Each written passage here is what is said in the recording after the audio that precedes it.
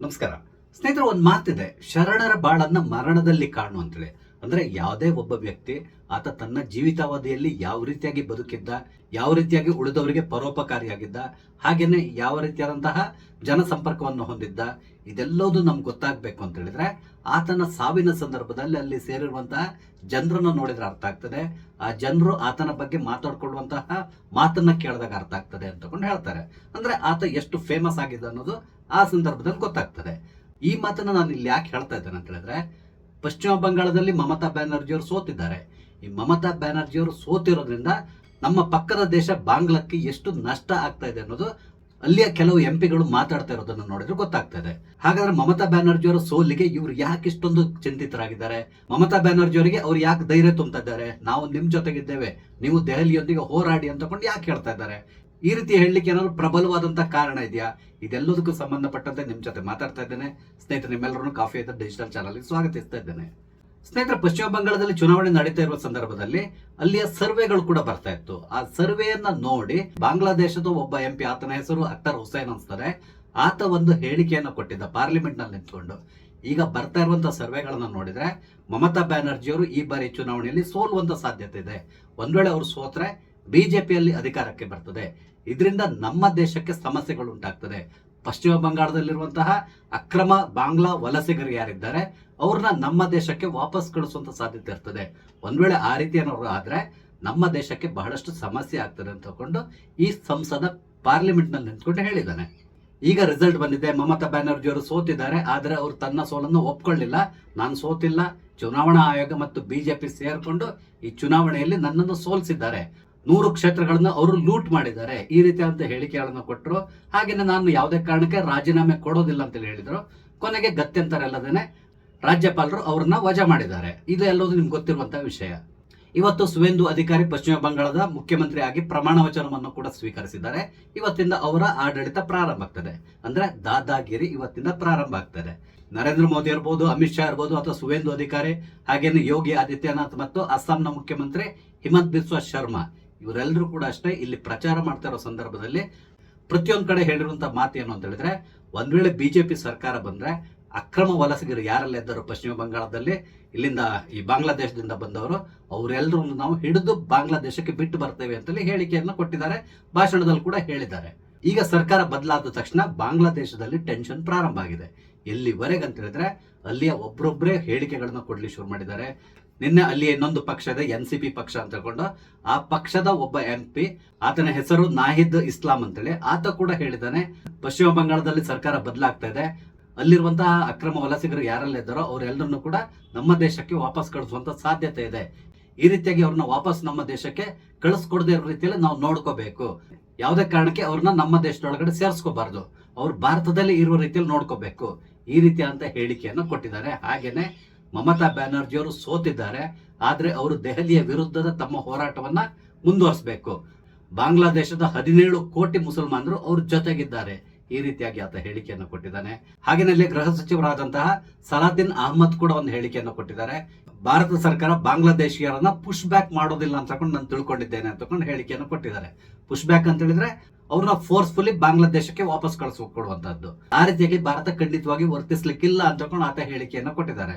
ಅಂದ್ರೆ ಇವರೆಲ್ಲರ ಇಂಟೆನ್ಷನ್ ಏನು ಅಂತ ಹೇಳಿದ್ರೆ, ಬಾಂಗ್ಲಾದೇಶದಿಂದ ಅಕ್ರಮವಾಗಿ ಪಶ್ಚಿಮ ಬಂಗಾಳಕ್ಕೆ ಬಂದಿರುವಂತಹ ಜನರು ಯಾರೆಲ್ಲ ಇದ್ದಾರೋ ಅವ್ರನ್ನ ಅಲ್ಲೇ ಇಟ್ಕೊಂಡಿರಿ, ಯಾವುದೇ ಕಾರಣಕ್ಕೆ ನಮ್ಮ ದೇಶಕ್ಕೆ ವಾಪಸ್ ಕಳಿಸ್ಕೊಡ್ಬೇಡಿ, ಡಿಪೋರ್ಟ್ ಮಾಡಬೇಡಿ, ಈ ರೀತಿಯಾಗಿ ಅವರು ಪದೇ ಪದೇ ಹೇಳಲಿಕ್ಕೆ ಶುರು ಮಾಡಿದ್ದಾರೆ. ಒಂದು ಅಂದಾಜಿನ ಪ್ರಕಾರ ಭಾರತದಲ್ಲಿ ಒಟ್ಟಿಗೆ 2 ಕೋಟಿಗೂ ಅಧಿಕ ಬಾಂಗ್ಲಾದೇಶಿಯರಿದ್ದಾರೆ, ಅಂದ್ರೆ ಅಕ್ರಮವಾಗಿ ಬಾಂಗ್ಲಾದೇಶದಿಂದ ಬಂದವರಿದ್ದಾರೆ ಅಂತ ಹೇಳ್ತಾ ಇದ್ದಾರೆ. ಈ 2 ಕೋಟಿ ಜನರಲ್ಲಿ ಒಂದಷ್ಟು ಜನ ಪಶ್ಚಿಮ ಬಂಗಾಳದಲ್ಲಿದ್ದಾರೆ. ಅದು ಬಿಟ್ಟರೆ ಉಳಿದವರೆಲ್ಲರೂ ಕೂಡ ಬೇರೆ ಬೇರೆ ರಾಜ್ಯಗಳಲ್ಲಿ ಹಂಚಿ ಹೋಗ್ಬಿಟ್ಟಿದ್ದಾರೆ. ಅವ್ರನ್ನ ಗುರುತು ಹಿಡಿಯೋದು ಕೂಡ ಬಹಳಷ್ಟು ಕಷ್ಟ ಇದೆ. ಅದಕ್ಕೆ ಪೊಲೀಸ್ ಇಲಾಖೆ ಸ್ವಲ್ಪ ಅಲರ್ಟ್ ಆದ್ರೆ ಆಗತ್ತೆ. ಆದ್ರೆ ನಮ್ಮ ಪೊಲೀಸ್ ಇಲಾಖೆ ಬಗ್ಗೆ ನಿಮ್ಗೆ ಗೊತ್ತಲ್ಲ, ಅವ್ರಿಗೆ ಏನಾದ್ರೂ ಲಾಭ ಇದ್ರೆ ಅವ್ರು ಮಾಡ್ತಾರೆ, ಇಲ್ಲಿ ಅವ್ರಿಗೇನು ಲಾಭ ಸಿಗಲ್ಲ, ಹಾಗಾಗಿ ಅವ್ರಿಗೇನು ಮಾಡ್ಲಿಕ್ಕೆ ಹೋಗಲ್ಲ. ಈ ಹಿಂದೆ ಪಶ್ಚಿಮ ಬಂಗಾಳದ ಕಾಂಗ್ರೆಸ್ ನಾಯಕರಾದಂತಹ ಅಧೀರ್ ರಂಜನ್ ಚೌಧರಿ ಅವರು ಒಂದು ಹೇಳಿಕೆಯನ್ನ ಕೊಟ್ಟಿದ್ರು.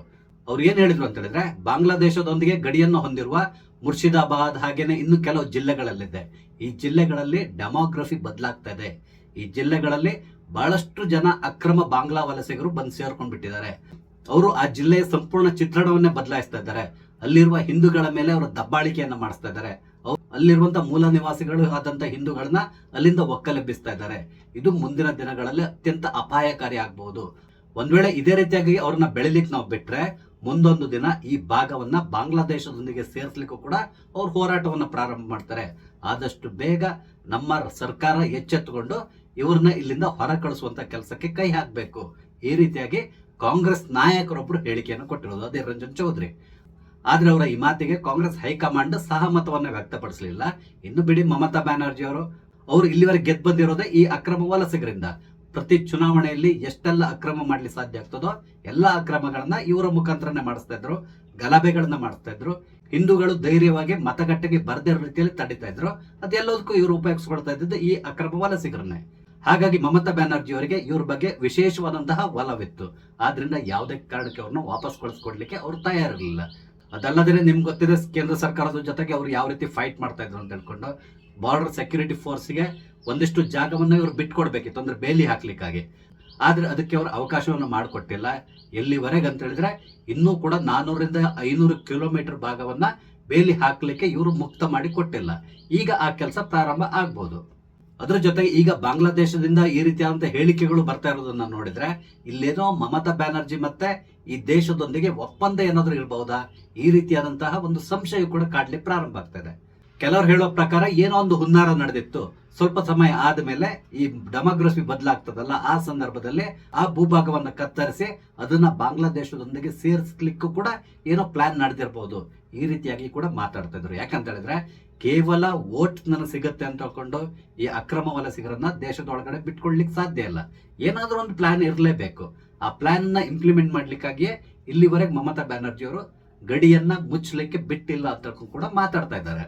ಈಗ ಪಶ್ಚಿಮ ಬಂಗಾಳದಲ್ಲಿ ಸರ್ಕಾರ ಬದಲಾಗಿದೆ. ನನ್ಗೆ ಗೊತ್ತಿದ್ದಾಗೆ ಇವರು ಪ್ರಥಮವಾಗಿ ಮಾಡಬಹುದಾದಂತ ಕೆಲಸ ಏನಂತ ಹೇಳಿದ್ರೆ ಈ ಅಕ್ರಮ ವಲಸಿಗರು ಯಾರೆಲ್ಲ ಇದ್ದಾರೋ ಅವ್ರನ್ನ ತಕ್ಷಣ ಗುರುತಿಸಿ ಅವ್ರನ್ನ ಹಿಡಿದು ಡಿಟೆನ್ಷನ್ ಸೆಂಟರ್ಗಳಿಗೆ ಕಳಿಸ್ಕೊಡ್ಬೇಕು. ಅಲ್ಲಿಂದ ಕೊನೆಗೆ ಅವ್ರನ್ನ ಬಾಂಗ್ಲಾದೇಶಕ್ಕೆ ಹಸ್ತಾಂತರ ಮಾಡುವಂತ ಕಾರ್ಯಕ್ರಮ ಏನಿದೆ ಅದಕ್ಕೆ ಚಾಲನೆಯನ್ನು ಕೊಡಬೇಕು. ಆದ್ರೆ ಅದಷ್ಟೊಂದು ಸುಲಭ ಅಲ್ಲ. ಯಾಕಂತ ಹೇಳಿದ್ರೆ ಸುಮ್ನೆ ಹಸ್ತಾಂತರ ಮಾಡ್ಲಿಕ್ಕೆ ಆಗಲ್ಲ. ಅವ್ರು ಕೂಡ ಒಪ್ಕೊಳ್ಬೇಕು ಇವರೆಲ್ಲರೂ ನಮ್ಮ ನಾಗರಿಕರು ಅಂತ ಹೇಳಿ. ನಮ್ಮ ದೇಶದಲ್ಲಿರುವಂತಹ ಅಕ್ರಮ ವಲಸಿಗರನ್ನ ಕಂಡು ಹಿಡಿಲಿಕ್ಕೆ ನಾವು ಇಷ್ಟೊಂದು ನಿಧಾನ ಮಾಡ್ತಾ ಇದ್ದೇವೆ. ಅಂತದ್ರಲ್ಲಿ ಈ ಅಕ್ರಮ ವಲಸಿಗರನ್ನ ನಮ್ಮ ದೇಶದ ಪ್ರಜೆಗಳು ಅಂತ ಹೇಳ್ಕೊಂಡು ಅವ್ರು ಒಪ್ಕೊಳ್ಳಿಕ್ಕೆ ಎಷ್ಟು ಸಮಯ ತಗೊಳ್ಬಹುದು ನೀವೇ ಯೋಚನೆ ಮಾಡಬಹುದು. ಅದ್ರ ನಡುವೆ ನಮ್ಮ ದೇಶದಲ್ಲಿರುವಂತಹ ಒಂದಿಷ್ಟು ಬುದ್ಧಿವಂತರಿದ್ದಾರೆ ಅಥವಾ ಕೆಲವೊಂದು ರಾಜಕೀಯ ಪಕ್ಷಗಳಿದೆ, ಅವರೆಲ್ಲರಿಗೂ ಕೂಡ ಇವ್ರು ಬೇಕಾಗಿದ್ದಾರೆ. ಹಾಗಾಗಿ ಇವರ ಪರವಾಗಿ ಸುಪ್ರೀಂ ಕೋರ್ಟ್ಗೆ ಅಪೀಲ್ ಮಾಡುವಂತ ಸಾಧ್ಯತೆಗಳು ಕೂಡ ಇರ್ತದೆ. ಒಮ್ಮೆ ಕೋರ್ಟಿಗೆ ಹೋಯ್ತು ಅಂತ ಹೇಳಿದ್ಮೇಲೆ ನಿಮ್ಗೆ ಗೊತ್ತಲ್ಲ ಏನೆಲ್ಲ ನಡೀತದೆ ಅಂತೇಳಿ. ಹಾಗಾಗಿ ಇವ್ರನ್ನ ನಮ್ಮ ದೇಶದಿಂದ ಅವರ ದೇಶಕ್ಕೆ ಕಳಿಸೋದು ಬಹಳಷ್ಟು ಕಷ್ಟದ ಕೆಲಸ. ಅದಕ್ಕೆ ಬಹಳಷ್ಟು ಸಮಯ ಹಿಡ್ಕೊಳ್ಬಹುದು. ಆದ್ರೆ ಭಾರತ ಸರ್ಕಾರ ಮನಸ್ಸು ಮಾಡಿದ್ರೆ ಅದನ್ನ ಖಂಡಿತವಾಗಿ ಇಂಪ್ಲಿಮೆಂಟ್ ಮಾಡಬಹುದು. ಅದಕ್ಕೆ ಬೇರೆ ಬೇರೆ ಆದಂತಹ ದಾರಿಗಳಿದೆ. ಅದರಲ್ಲಿ ಪ್ರಮುಖವಾಗಿ ನದಿ ನೀರಿನ ಹಂಚಿಕೆ ವಿಷಯ.